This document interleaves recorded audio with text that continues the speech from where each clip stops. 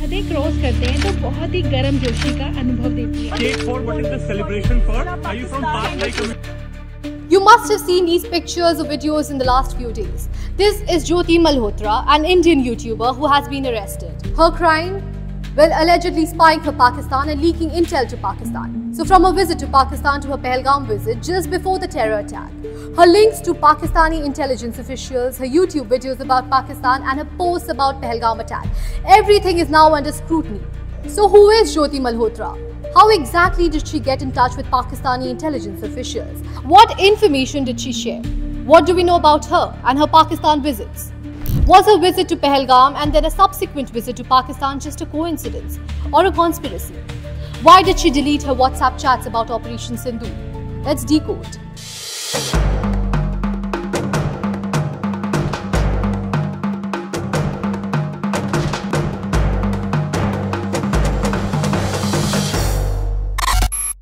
First, about the woman. Jyoti Malhotra is a 33-year-old Haryana-based YouTuber and travel blogger. She has been arrested on charges of spying for Pakistan. She was allegedly in contact with Pakistani intelligence officers during the recent conflict between India and Pakistan. Authorities claim that she was being developed as an asset by Pakistan's intelligence network. According to police, Malhotra has travelled to Pakistan multiple times, allegedly on sponsored trips. And yes, she even visited China once. But what caught people's attention was her visit to Kashmir just before the Pahalgam attack. Her visit to Pahalgam and her subsequent visit to Pakistan came within a short duration of each other, and investigation agencies are now probing if these two trips could be linked. So how did it all start? Well, according to an FIR that has been filed against her in the year 2023, Jyoti allegedly came in contact with Ehsan-ur-Rahim alias Danish. Remember his name because I'm going to tell you a little more about him later. Now, Jyoti met Danish at the Pakistan High Commission, where she had gone to seek a visa to visit the neighbouring nation, Pakistan. Danish introduced her to Ali Ehwan, who reportedly arranged her stay in Pakistan. Ehwan reportedly arranged Jyoti's meeting with Pakistani security and intelligence officials, where she met two men, Shakir and Rana Shehbaz.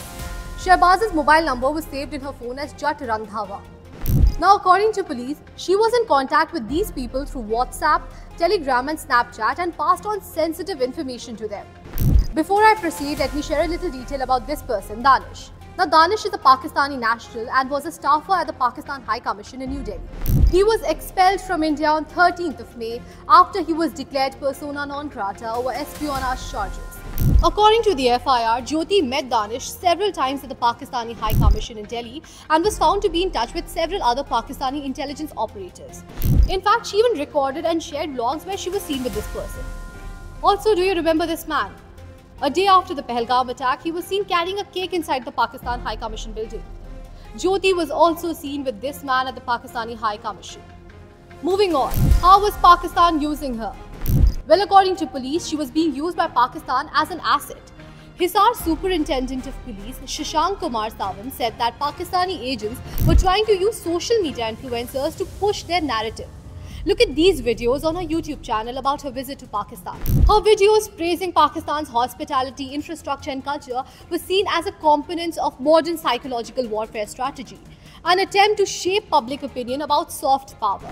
These curated narratives deliberately downplay geopolitical tensions and were aimed at building sympathy for Pakistan, particularly among India's digital youngsters.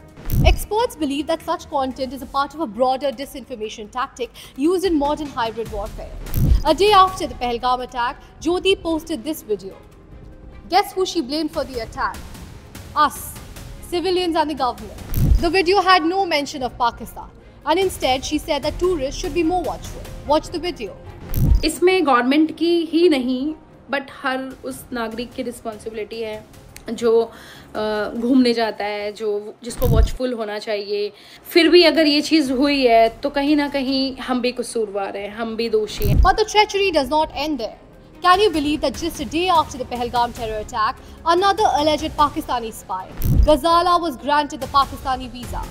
When the entire country was seething in anger, demanding answers from Pakistan, these Pakistani spies were trying to go to Pakistan. But not just Jyoti and Ghazala, a total of 11 people have been arrested so far. This includes students, security guard, commoners and an app developer. They have been arrested on charges of spying for Pakistan in multiple states. This comes amid a nationwide crackdown on those involved in espionage activities in the aftermath of the April 22 Pahalgam terror attack.